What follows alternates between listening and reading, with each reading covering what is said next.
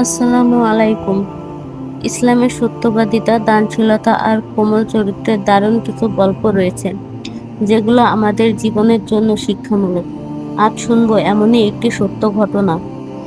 একদিন হযরত আব্দুল্লাহ ইবনে ওমর রাদিয়াল্লাহু আনহু ভ্রমণে বেরিয়েছিলেন। পথে তিনি একটি রাখালের সাথে দেখা করলেন। রাখাল ভেড়া চড়াচ্ছিল। ইবনে ওমর রাদিয়াল্লাহু আনহু তাকে পরীক্ষা করতে চাইলেন। মজা করে বললেন, তুমি কি আমাকে একটি ভেড়া বিক্রি করবে? রাখাল উত্তর দিল, না, এগুলো আমার নয়, এগুলো আমার মালিকের। ইবনে ওমর রাদিয়াল্লাহু আনহু আবার বললেন, তাহলে তুমি তোমার মালিককে বলবে একটা বাঘ খেয়ে ফেলেছে, আর তুমি টাকা রেখে দেবে। রাখাল তখন চোখ তুলে বলল, আমার মালিককে হয়তো আমি ফাঁকি দিতে পারি, কিন্তু আল্লাহকে কিভাবে ফাঁকি দেব? আমি তো যেখানেই থাকি আল্লাহ সব দেখেন।